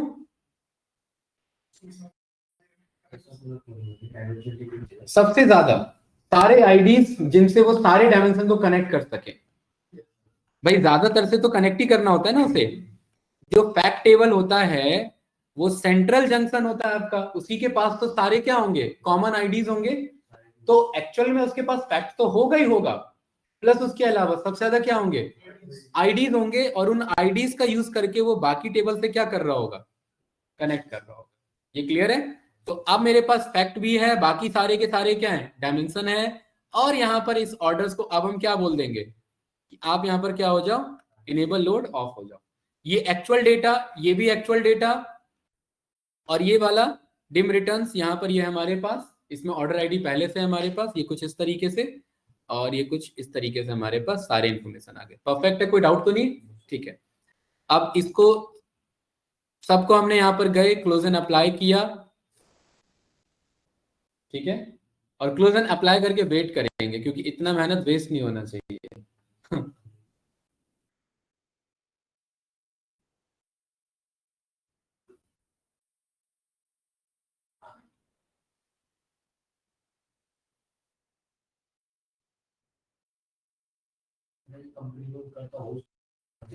Of course senior power BI developer का काम है ये, ठीक है। एक्सेल में ये है ना सर कि थोड़ा थोड़ा सा करा तो कंट्रोल सेस कर दिया, थोड़ा इसको नहीं करा। देखिए एक चीज इसमें गौर करना, डिटेक्टिंग रिलेशनशिप आ रहा था।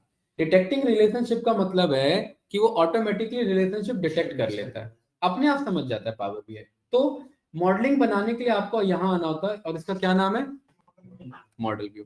इस मॉडल व्यू में आप आते हैं और ये देखिए इसने सबको जोड़ने की कोशिश करी, करी ना। हम यहाँ पर कहेंगे नहीं, इसे रखो ऑफ क्योंकि ये हमें नहीं चाहिए। और यहाँ मॉडलिंग में देखिए हमारे पास क्या ऑप्शन आ रहा है? Manage relationship. और ये सारे रिलेशनशिप है जो इसने बनाए हैं, हम यहाँ सब पर क्लिक करेंगे और यहाँ पर क्या बोल देंगे? डिलीट। हम बोलेंगे अभी हमें फिलहाल कोई भी रिलेशनशिप नहीं चाहिए, क्योंकि हम बनाएंगे ना भाई, ये तो पहले से बना लिया इसने, ठीक है। जंक्शन तो हमें क्रिएट करना था, ये खुद करके बैठ गया इधर। अब वही 3 टेबल हमारे इतने मल्टीपल टेबल में हमारे कन्वर्ट हो गए, ठीक है। तो और इनका नाम यही तरीके से रखोगे तो ढूंढना नहीं पड़ेगा कि फैक्ट कौन है और डायमेंशन कौन है। अब तो कोई कंफ्यूजन नहीं आएगा ना, फैक्ट किसे कहते हैं, डायमेंशन किसे कहते हैं। ये आ गया फैक्ट। इस फैक्ट को यहां रखा, कहां पर? सेंटर में रखा।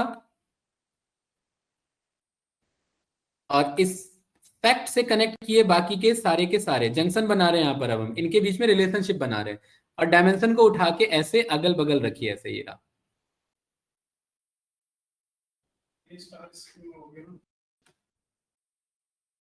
इसे मैं चाहता और डिवाइड करके इसे स्नोफ्लेक में भी कन्वर्ट किया जा सकता था।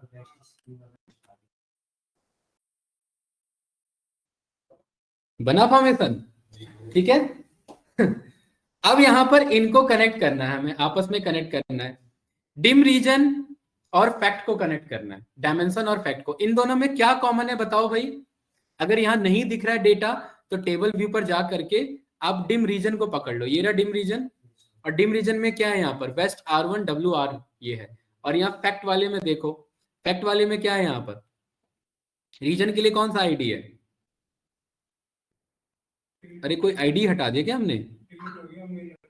हैं? नहीं, ज्योग्राफी आईडी है ना हमारे पास, ज्योग्राफी आईडी नहीं है इधर कोई। ये क्या हो गया भाई, ये तो मामला फंस गया हमारा। चलो वापस से चलो किस पे? ट्रांसफॉर्म पे। ट्रांसफॉर्म में तो सारे स्टेप है ना, वहां पर मिल जाएगा हमें, ठीक है। ऐसे कैसे हट गया भाई? इस फैक्ट वाले पे आओ, और फैक्ट वाले में क्या हट गया हमसे? रीजन हट गया यहाँ पर, ठीक है। तो हमने क्या क्या रिमूव किया था, यहाँ पर हटाते हैं। यहाँ पर ये रीनेम हटाते हैं और ये रिमूव हटाते हैं, ठीक है, एक तो ये दोनों है, इसका क्या नाम है यहाँ पर हमारा, पहले एक मिनट, रीनेम करने से पहले देख लो यहाँ पर हमारा रीजन वाला का है, रीजन वाला नहीं है ना इसमें, है? एक मिनट, इसमें क्या रिमूव हो रहा है, इस वाले स्टेप पे ये रिमूव हो रहा है, तो इसको यहाँ से हटा दो। देखो गलती से हमसे ये हट गया इधर, ठीक है, ये स्टेप हटा दो। और ये कह रहा है कि आगे के स्टेप दिक्कत देंगे, कोई बात नहीं, देने दो, क्योंकि हमारे पाइपलाइन क्रिएटेड है इधर। ये आ गया ना हमारे पास इधर, ये रहा, ये आ गया रीजन इधर। तो इस रीजन का हमें यहाँ पर ये चाहिए, कोड चाहिए, कहीं तो बनाया था शायद हमने। सर वो एक्चुअल में ऊपर जब आपने डुप्लीकेट करा था ना ये फैक्ट और को, तब वो ऊपर वाले में बनाया था, आप ऑर्डर्स वाले में बनाया था, तो डुप्लीकेट किया था तो वहां तो होना चाहिए ना, ये देखो यहाँ तो होना चाहिए, यहाँ भी नहीं है। चलो कोई बात नहीं, यहाँ पर हम फैक्ट पर आए, और ये रहा डिम ज्योग्राफी, ये रहा डिम रीजन। इसको क्या नाम दें यहाँ पर, वेस्ट के लिए WR, ईस्ट के लिए ER, सेंट्रल के लिए CR और साउथ के लिए SR।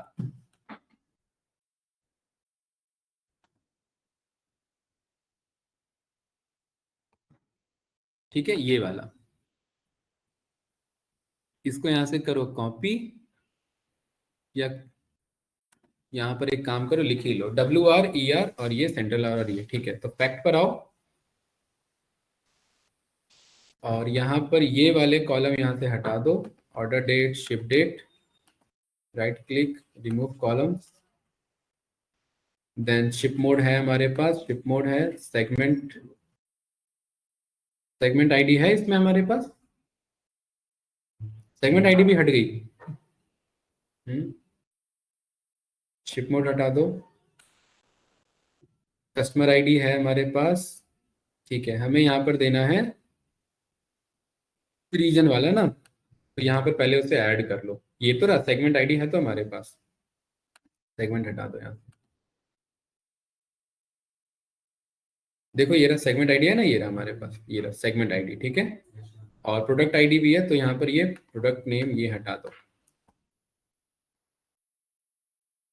ठीक है। अब प्रोडक्ट आईडी है, सेगमेंट आईडी है, रीजन, पोस्टल कोड, इसका बना ले। इस पे क्लिक किया, add column, custom column,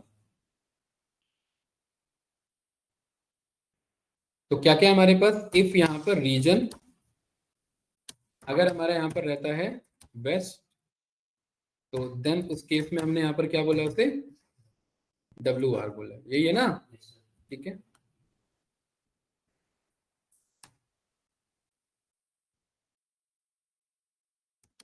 else if, else if, else if और एल्स। इफ रीजन अगर हमारा यहाँ पर होता है ईस्ट, तो ईस्ट के लिए ER, सेंट्रल, सेंट्रल के लिए ER, साउथ के लिए हमारा यहाँ पर ऐसा, और बाकी के लिए आपका OR, OR means other region, ठीक है। ये हमारा हो जाएगा इधर रीजन कोड हो जाएगा। हाँ ठीक है। और अब इस वाले में रीजन, पोस्टल कोड, ये और ये, इन सबको किया यहाँ से रिमूव। अब इसमें देख लो, और इसको हमने क्या नाम दिया था, डेट आईडी, ठीक है। ये date ID, order ID, ship mode ID, customer ID, segment ID, product ID, और यहाँ पर ये रीजन कोड, सही है ना, परफेक्ट। अब ठीक है, तो ये हमारा इधर ये ETL, ये सारे ETL का ही पार्ट है। इधर होम पर गए, क्लोजन अप्लाई किया, ठीक है, और यहाँ पर वो डेटा दिख जाएगा आपको अप्लाई होकर के। फिर से ये सिंक करेगा, यानी खुद से रिलेशनशिप बनाएगा, तो उसे कट कर देंगे, राइट। आया यहाँ पर ये रीजन कोड आया कि नहीं आया यहाँ पर, क्लास क्लियर है, ठीक है। तो यहाँ पर ये मॉडल व्यू में नहीं बनाया ना, ठीक है। अब इसमें देखिए क्या कॉमन है, यहां पर हमारे पास ये रीजन कोड है और डिम रीजन वाले में क्या कॉमन है, रीजन कोड है। तो क्या जो दोनों जोड़ सकते हैं, दोनों जोड़ सकते हैं। अब ध्यान से समझना, बहुत इंपॉर्टेंट है ये जो स्टेप आने वाला है। नितेश जी, इस वाले में रीजन कोड कौन सा कितनी बार लिखा है? सब एक एक बार लिखे हैं। ध्रुव ध्यान से समझना ये स्टेप, इस वाले में सब डेटा कितनी बार लिखा है, एक एक बार लिखा है। और इस फैक्ट वाले में रीजन कोड कितनी, कौन सा डेटा कितनी बार लिखा है, बार बार लिखा है, मेनी टाइम्स लिखा है। तो एक्चुअली रिलेशनशिप बनाने के 4 तरीके होते हैं जिन्हें हम बोलते हैं टाइप्स ऑफ कार्डिनैलिटीज। क्या बोलते हैं, टाइप्स ऑफ कार्डिनैलिटीज। तो इस पहले वाले में कार्डिनैलिटी कैसी है, यानी रिलेशनशिप का टाइप कैसा है, 1। और इस वाले में कैसा है यहाँ पर, ये मैनी। Very good. तो इनको जब आप जोड़ने की कोशिश करोगे, देखना ध्यान से देखना, यहां का रीजन कोड उठाओगे और यहाँ के किससे मैच करोगे, रीजन कोड से। यहाँ का रीजन कोड उठाओगे, उठेगा उठेगा, एक मिनट छोटा कर रहा हूं थोड़ा। यहाँ का रीजन कोड उठाओगे और किससे मैच करोगे, यहाँ के रीजन कोड से। और जैसे ही मैच करोगे तो यहाँ पर ये क्या कह रहा है, ऑलरेडी कब बन गया यहाँ पर ये, एक मिनट रुको, पहले मैनेज रिलेशनशिप पे जाओ। हाँ, इसे हटा दो, ये सब कब बन गए भाई, दिख तो नहीं रहे। हाँ ठीक है, यहाँ पर देख लो दोबारा, नहीं है ना यहाँ पर अभी, ठीक है।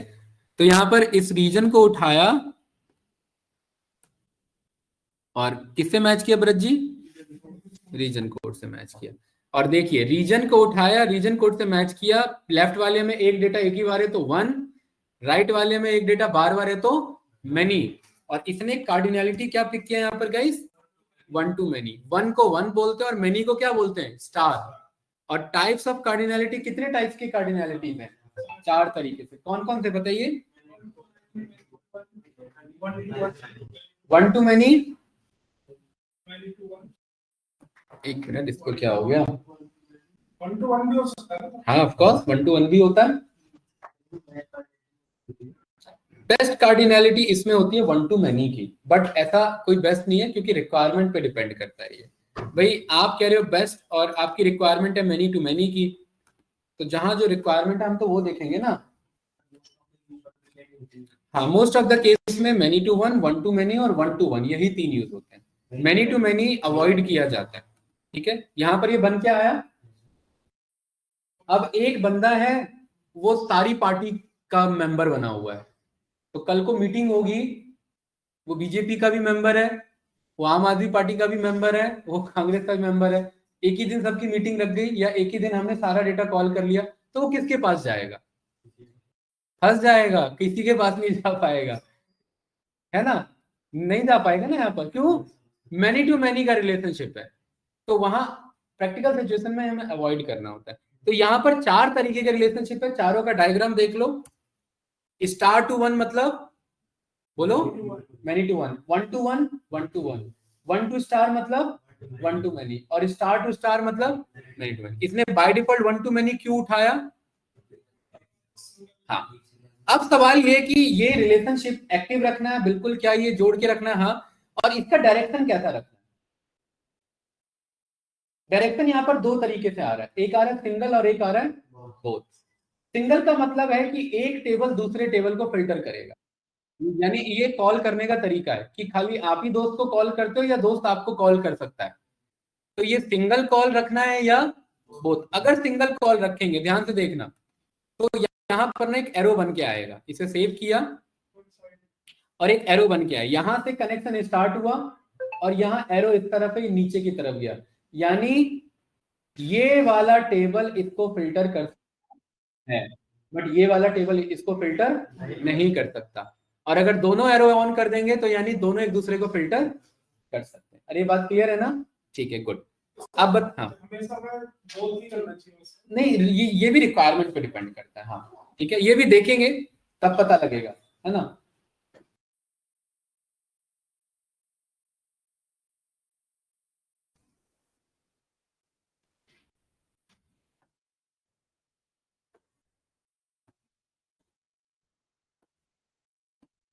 ऑनलाइन स्टूडेंट एक मिनट वेट करना भाई।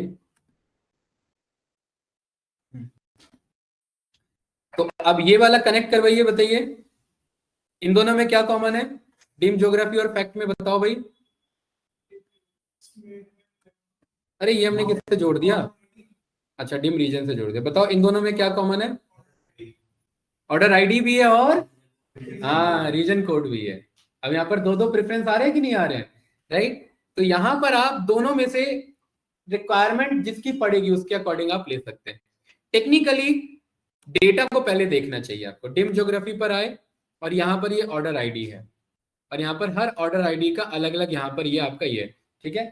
अगर आप यहाँ पर ऑर्डर आईडी के अकॉर्डिंग जोड़ते हैं तो हर एक एक ऑर्डर आईडी के अकॉर्डिंग ही चेक करेगा कि क्या ये रिटर्न ये क्या ये उससे कनेक्ट हो रहा है या नहीं हो रहा है। तो यहाँ पर आप ऑर्डर आईडी को प्रेफरेंस लीजिए, वैसे लेना यहाँ रीजन कोड को चाहिए था हमें। ऑर्डर आईडी को लिया, किससे मैच कराया, इसके ऑर्डर आईडी को उठाया, ये क्या उठ रहा है भाई, सारा क्यों उठ रहा है ये, इसके ऑर्डर आईडी को उठाया और किससे मैच कराया, इसके ऑर्डर आईडी से। और यहाँ पर कैसा रिलेशनशिप बन रहा है देखिए, क्योंकि वहां पर भी ऑर्डर आईडी बार बार आ रहे हैं और यहाँ पर भी ऑर्डर आईडी बार बार आ रहे हैं और वो क्या फॉर्म कर रहा है मेरा मैनी टू। और इस टाइप का रिलेशनशिप वार्निंग देता है, ठीक है, कि अवॉइड करना चाहिए प्रैक्टिकल सिचुएशन में, और ये बाय डिफॉल्ट बोथ को ही यहाँ पर ये पिक करेगा, ठीक है।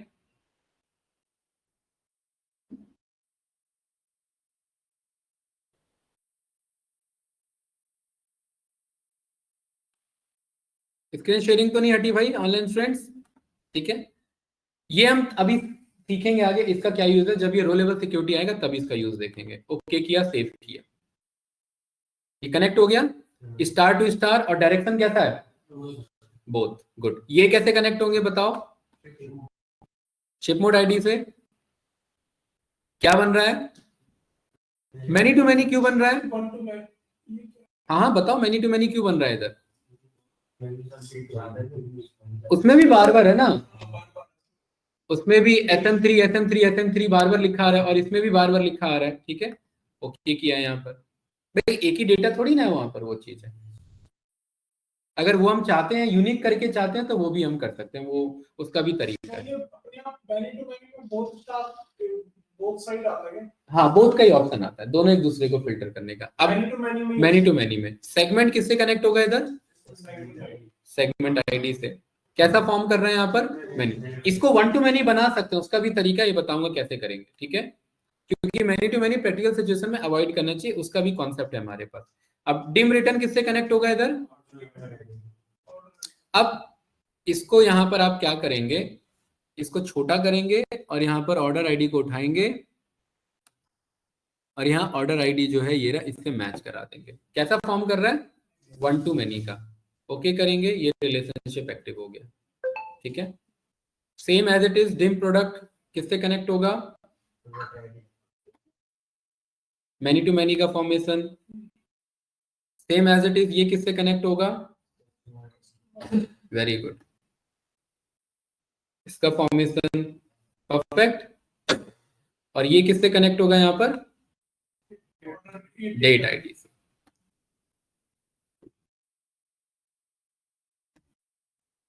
वन टू वन का कनेक्शन है यहाँ पर, देखो एक डेट दूसरे डेट से यहाँ पर मैच हो रही है हमारी, हो रही है कि नहीं हो रही है यहाँ पर, ठीक है। तो ये उस चीज को यहाँ पर ये शो कर रहा है हमारे पास। और ये वाला, अब इस वाले में देखिए रीजन से भी मैच हो सकता है और पर्सन से भी। यहाँ पर हमें डिम पर्सन को यहाँ पर चेक कराना तो हम PID को प्रेफरेंस देंगे यहाँ पर। परफेक्ट, वन टू मैनी का रिलेशनशिप ये फॉर्म हुआ यहाँ पर, वन टू वन में बोथ को आ रहे हैं, मैनी टू मैनी में। यहाँ पर ये जो हमारा, हाँ यहाँ पर ये जो हमारा फॉर्मेशन बना किस टाइप का बना, देखिए स्टार स्कीमा का फॉर्मेशन बना। और ये समझ में यहाँ तक आप डायरेक्टली नहीं पहुंच गए, यहाँ तक पहुंचने के लिए पहले डेटा को हमें डीनॉर्मलाइज करना पड़ा, ठीक है। अब क्योंकि यहाँ पर ये फॉर्मेशन आ चुका है, अब इस फॉर्मेशन के बाद यहाँ पर आप रिपोर्ट बनाते हैं, और इसीलिए जब आप कंपनी में काम करते हैं तो यहाँ 100 टेबल की लिस्ट बन जाती है, ठीक है। ये देख रहे हैं ना यहाँ पर ये कितने सारे टेबल बने हैं, यहाँ पर ये ऐसे 100 टेबल की लिस्ट बन जाती है, फिर आप इस पे यहाँ पर वर्क करते हैं, ठीक है।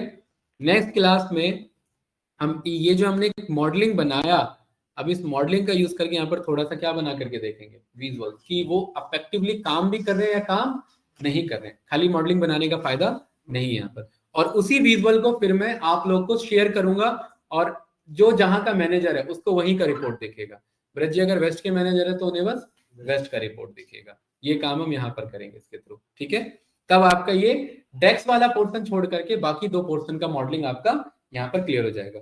और यहाँ पर किसी भी रिलेशनशिप को चेक करना है, क्योंकि ये तो बहुत बड़ा कनेक्शन फॉर्म हो जाता है, तो यहाँ पर आप मैनेज रिलेशनशिप पर आ जाते हैं, ये सारे लिस्ट यहाँ पर आपको शो हो जाता है कौन किससे कैसे कनेक्टेड है, और सारे के सारे क्या है अभी यहाँ पर हमारे एक्टिव है यहाँ पर, ठीक है।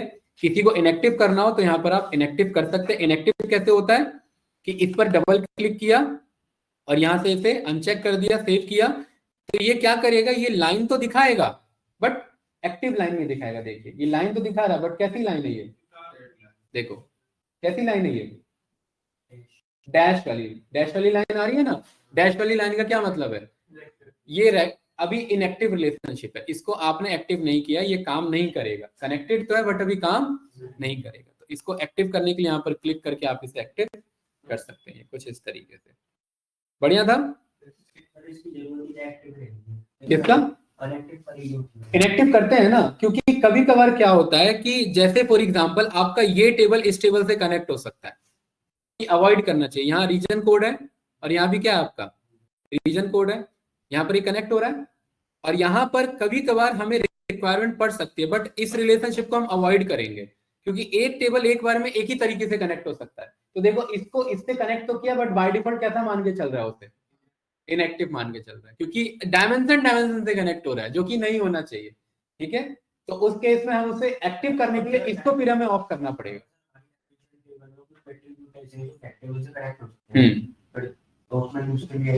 हाँ, उसके लिए एक्टिव इनएक्टिव का यहाँ पर हमारे पास कॉन्सेप्ट आता है कि हमें उसको एक्टिव रखना है या एक्टिव नहीं रखना है फिलहाल। हाँ ये इनएक्टिव है, देखो ना डॉटेड दिए डैश लाइन आ रहा है ना, ये इनएक्टिव। और पहली बात जो मैंने आपको बताया कि डायमेंशन से नहीं कनेक्ट होगा ना भाई, डायमेंशन कनेक्ट होगा अपने सब डायमेंशन से, डायमेंशन से कनेक्टेड है, गलत है, इसलिए वो उससे पावर भी है खुद ही एडवांस है, खुद समझिए कि ये गलत जा रहा है, इसको इनएक्टिव रखो फिलहाल के लिए, ठीक है। तो ये वाला हमारा जो फाइल है इसे करेंगे सेव, और ये हमारा डेटा मॉडलिंग का फाइल है, ठीक है।